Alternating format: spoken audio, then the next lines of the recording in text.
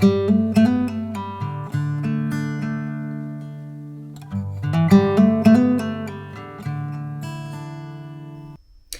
YouTube world, we're starting off a little bit differently today. This is number 3 of the very basic fluid arts course, and in this video we're going to start off by talking about pouring medium. What is pouring medium?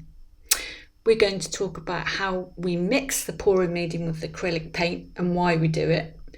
And we're going to go into how I do a consistency check and why consistency checks are so important.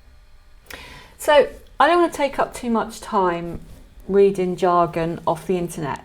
This statement and the source where I got this from, acrylicpouring.com, will be down in the description. You can pause the video now to read it, but I'm just going to move on. Believe it or not, there are many, I was going to say hundreds, but I don't quite know. There are many pouring mediums on the market, and I don't want you to be confused if you suddenly decide, well, I'm going to go out and I'm going to order the best pouring medium from a site like this, Jackson's Art, one of my favourite websites, because you really don't need to, and the prices are quite expensive. It's an expensive product to buy, and if as beginners you don't need to, you really don't need to. So what I'm going to do now is I'm just going to go into the basic pouring mediums that are available and why people use them. So you will hear many people on YouTube talk about Floetrol. This is the US equivalent. And if you just pause the video and read this statement here, you will come to the conclusion that it's not necessarily made for acrylic pouring. It isn't. Somebody way back decided to add it to paint and, you know, came up with acrylic pouring art. And it's widely used in the States. I'm not sure about Canada, but it's very expensive, and currently it's not available in the UK. There might be other sources, but Amazon, etc. haven't currently got it at the time of recording this video, so I couldn't give you a price. Aussie Floetrol, again, this is imported. It is available from certain UK stockists. I'll put the link in description. It's not the same as the US Floetrol. It create some beautiful effects, but again you are looking at about £25 there for, I think that's 1 litre. So again, it's expensive. So the European equivalent of both of the Floetrols you see there is Floetrol. You can buy that in specialist paint suppliers, including brewers. I'm not sure, obviously Amazon sells it, but again I think it's about £30 for about 2.5 litres. It's a lot, and these pouring mediums do not last a long time. I use PVA Glue from Screwfix.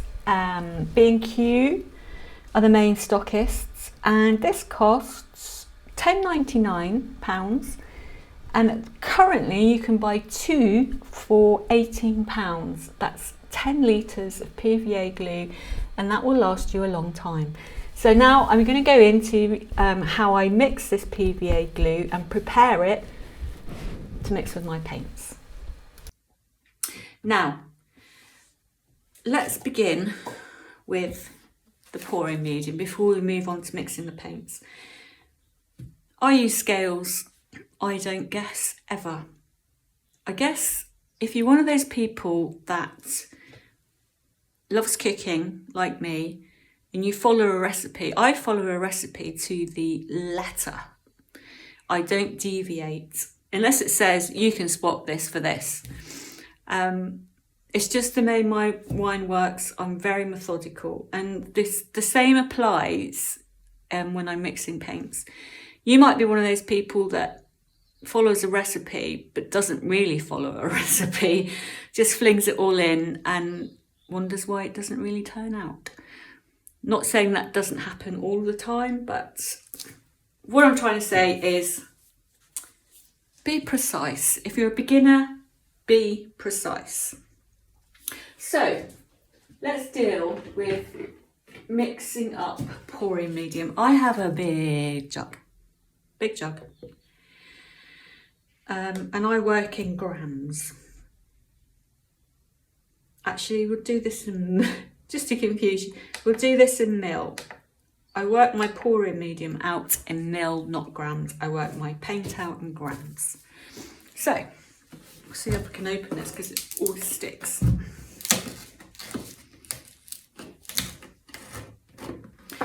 I'm going to put 700 ml of glue in here.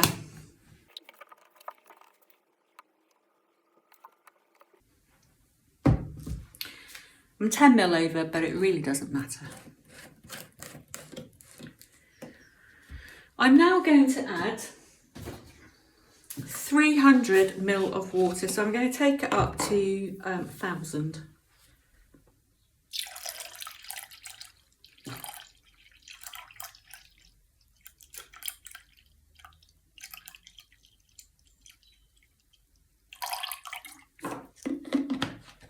If you go just over, it's fine. I've not done any stirring.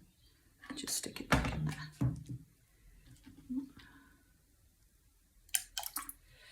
So, I'm not one of those people that adds a little bit and a little bit, stir a little bit. I just stick it all in. I then take a paintbrush and where's my blue roll?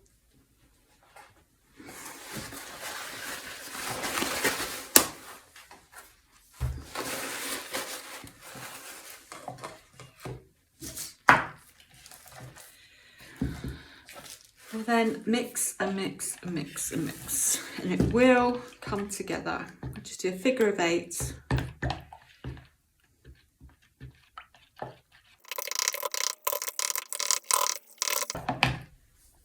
There you go. So you have quite a very runny consistency. I will not use that straight away. I will let that settle a couple of days before I mix it with any paint. Now, I will decant that into a bottle. I use these old Liquitex bottles. This one's already full. You can see what a bit of a mess it's in. I've lost the lid, so I just keep that pink lid on. So this one, I'm just going to cover in cling film, and I will be using that up tomorrow. It's perfectly safe. Like that for the moment. Okay, this is quite a few days later again. You can appreciate every time I mix my paints up for a workshop, which is essentially what I'm doing now.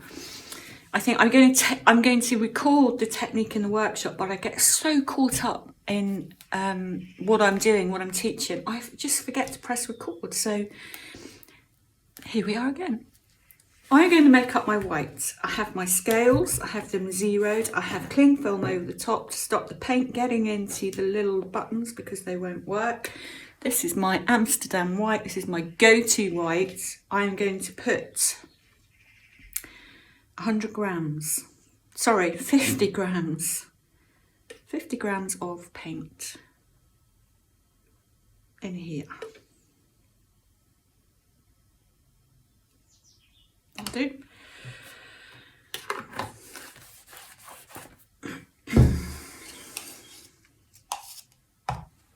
Oh, 54. So I have 53. Oh, 54. Perhaps my batteries are going. More or less 50 grams of paint in there. My hair's falling out today.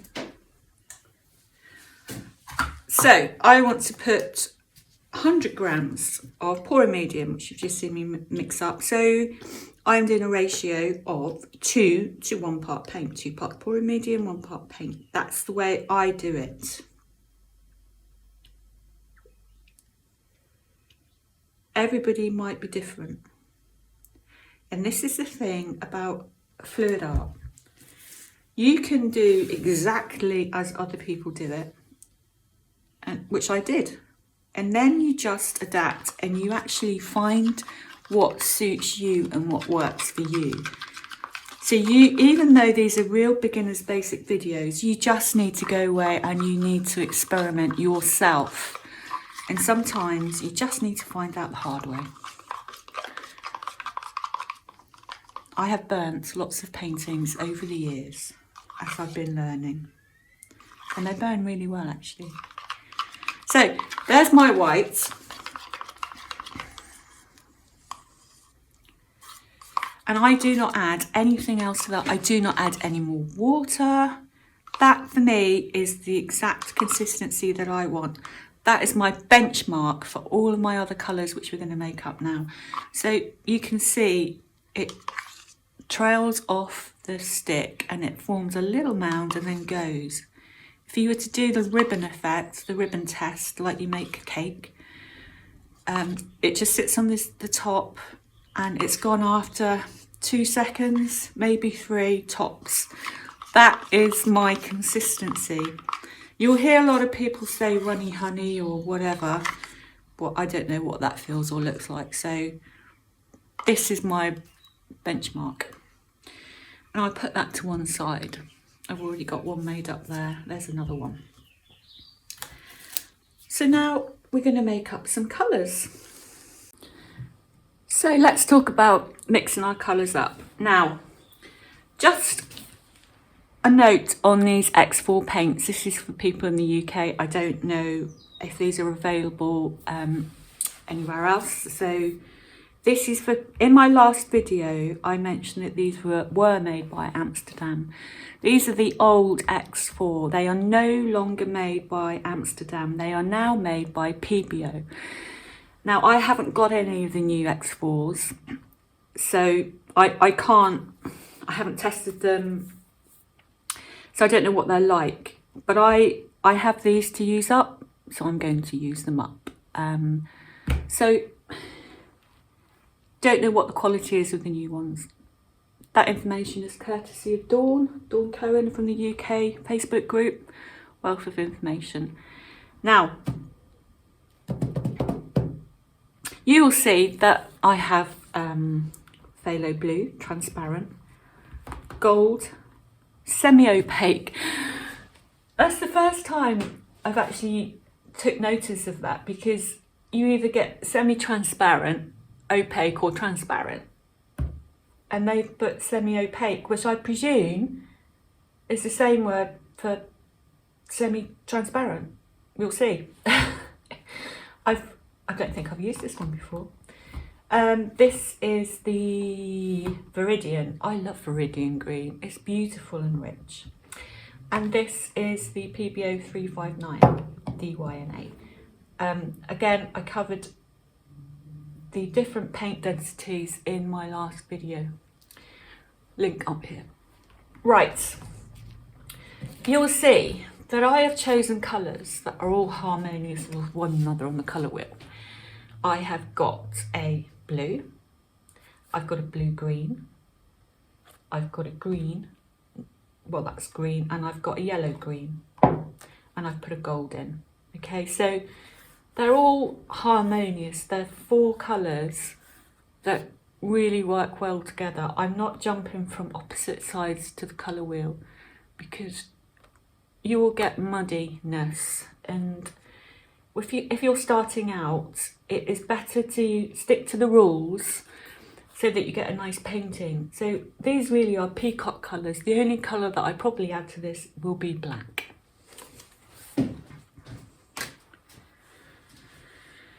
So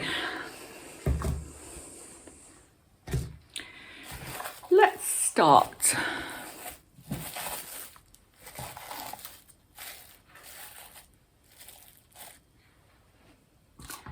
I use these little silicone cups. Now, these are all, I'm mixing these up for my workshop. Okay, and I have just got to know that if people choose 4 colours and they have 22 grams of paint in each of their 4 colours, I have enough paint mixed up to do 3 paintings. Okay, a flip cup, a small flip cup, a 12 by 12 straight pour or a ring pour, and a small 7 by 7 swipe. And I know that that will give me enough paint to include, that's including my white, to do those 3 techniques, which is what we're going to do in other videos. Okay, so I have here 359, and I am going to put in 22 grams. Now I am precise.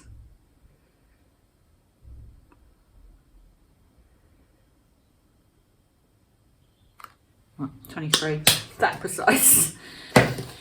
So I'm going to add 46 grams of pouring medium. This is the way I do it.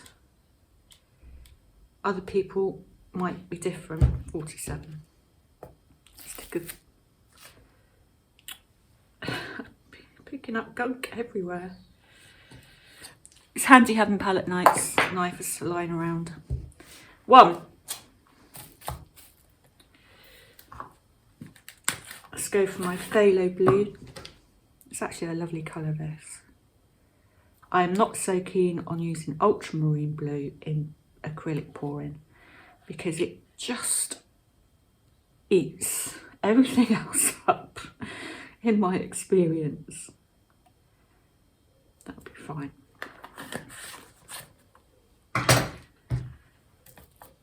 $22, $44. Looks like more. It doesn't matter. Next, my Viridian green. It's quite a light Viridian green, actually.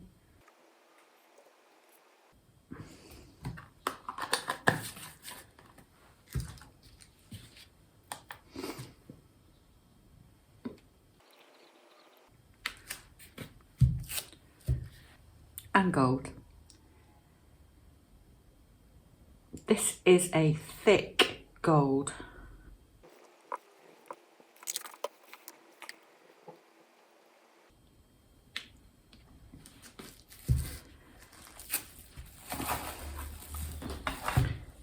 So here we have our colours. And here we have our whites. Now, I'm going to start mixing these paints one at a time. I say to people that come for a workshop that there is absolutely no rushing this part. The mixing and the consistency test, I just resigned myself to a long time ago that preparation and acrylic pouring is 95% getting a good pour, 5% practice and practice and practice. That sounded terrible. What am I trying to say? It takes a long time. It takes a long time to prepare. You know, if I'm doing a couple of commissions at the moment that are just brushwork, just painting with a brush, and I can come in and I can pick up a brush, put it in some paint and start painting within a minute. Preparing for an acrylic pour, I will start a day before. And in fact, the preparation in my head begins weeks before. I find I need to plan what I intend to do. So I start with an intention of a specific pour, specific technique in my head before I even get the canvas out. So I'm scraping the paint from the edge of the stick as well, picking it up and giving it a good stir. Last one. Very, very thick.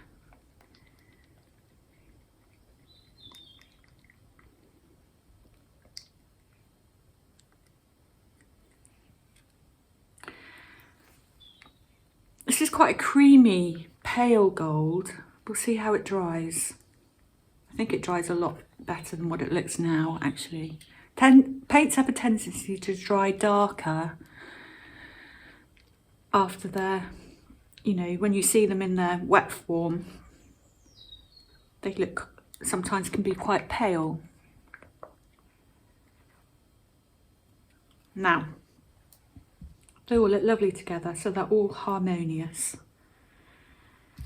You will notice one thing. I have treated all these paints exactly the same. 2 parts pouring medium, 1 part paint. But you will notice a big difference. And people that come to the workshop always spot it right away. This is a lot thinner than these. And this is a good illustration of how much pigments, how much they differ from one another. They're thicker. Different brands use different binders. Different brands use different sources to get their pigments. So you'll find that they're all different consistencies. Now what happens if I was to use these as they are, I would get an awful painting. I'd get lumps, I would get bumps, I would get paint flowing over the canvas at different rates, so therefore I'd get some pulling against each other. It would be awful, you'd get awful results. So I need to work hard to get the consistency to match my white. And this is what people find most trickiest when they come to a workshop. And if you add too much water and you've gone too much the other way, very often there's no going back from it, okay?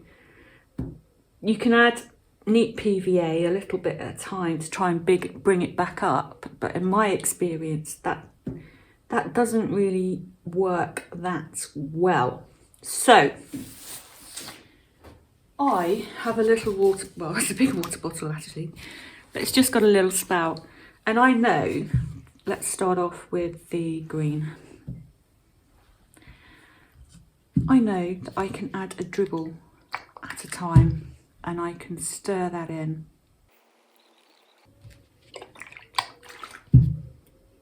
And if you're not sure, just resign yourself to the fact that you have to go slowly.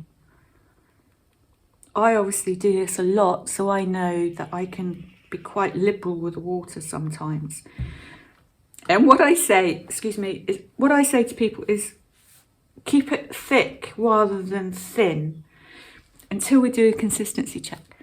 And what I say is put your colour in one hand and your white in the other and pick your stick up, and you can instantly see, I don't know if you can see on camera, you can instantly see that my green is still forming quite a big mound. So I know it adds more water, needs more water. But it will suddenly turn. So I know that's still on the thicker side, but it's getting there. So I will now leave that. It's nearly there, but maybe not quite, but I'm going to leave it, okay? So I'm going to put that to one side, and I'm going to go to my blue. So the blue kind of feels a bit thinner, so I'll start off adding less water. Now, that's not far off actually, just a little bit more. Just letting the water drip out.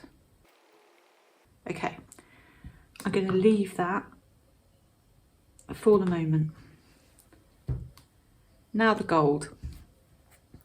This is very, very, very thick.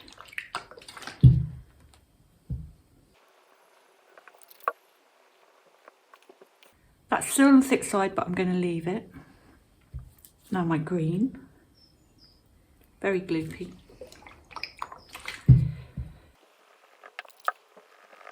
Okay. So there I have my colours. I'm just going to bring a black out that I had previously made up. Now, what I'm going to do is do a consistency check. So I'm just going to put my colours in no particular order,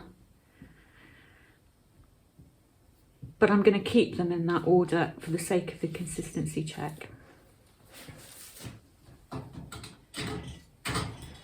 I use a tile. There are consistency charts out there. I adapted this from this website, can't remember off the top of my head.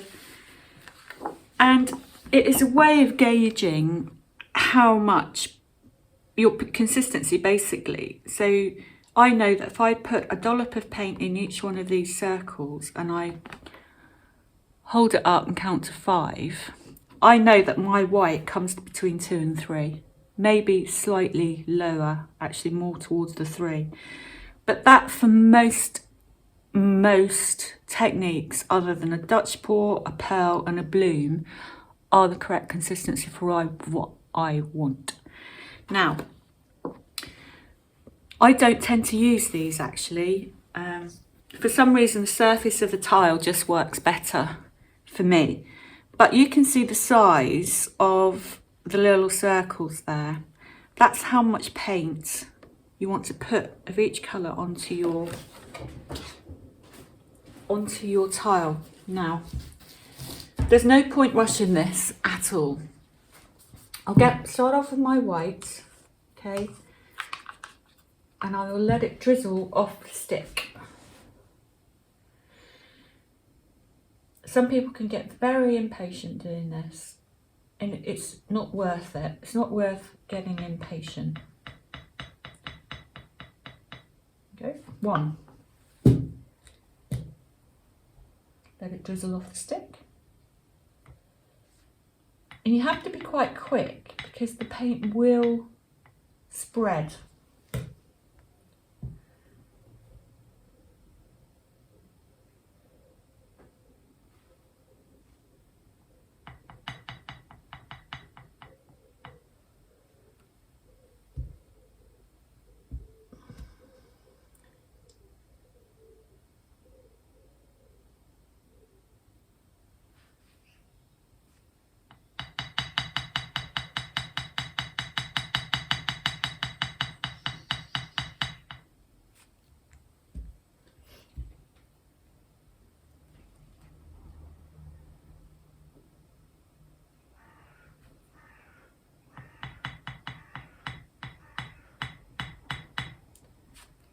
Last one.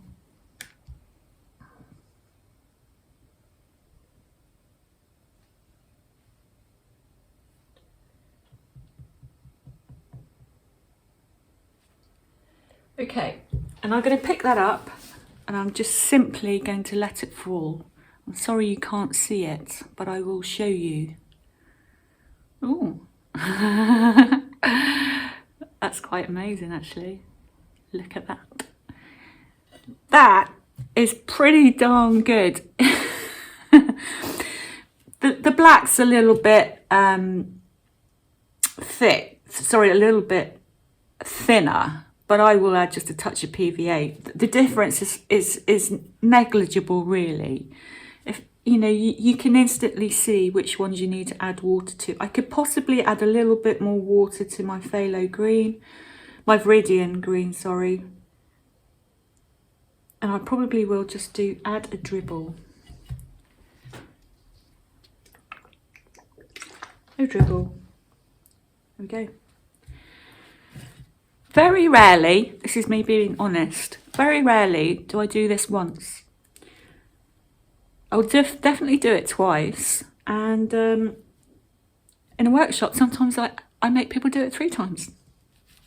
Yeah. So just wipe this clean. So I hope, guys, you find that helpful. Now, just a couple of questions, well, one question actually to answer from last week. I was asked the question, are all pigments the same density? No, they're not. Generally speaking, first of all, you just need to download a pigment density chart. This is golden, so if you're using all golden paints, I would know that the Dairy Lied Yellow has a pigment density of 1.27 compared to the iridescent stainless steel has a pigment density of 7.20. If only every brand manufacturer did this. Perhaps they do and I just haven't found them. So you can let me know if there are any other out there actually. So if I was using all golden paints, I would be able to refer to this and know it's true and correct. I can't obviously know that my phthalo blue, they've definitely got a phthalo blue. Phthalo blue here on the golden is the same as this phthalo blue. So a little bit of practice. Okay, quick diagram, then I'll shut up. Opaque paints do not let any light through. Two top colours there. You can see, you cannot see through them. They'll cover each other up. Transparent paints allow light to get through. And you will see that if you put one on top of the other, they darken. Therefore, if you layer a cup with lots of transparent paints, your colours will darken and muddy and they're likely to dry very dark. It's a good idea to have a mixture, majority perhaps opaque with just a couple of transparent, one transparent, and then you go from there. So next week, again, if you have any questions, let me know in the description and I'll answer them next week. This is the way I mix my paints up. Next week we will actually do some painting. Yay!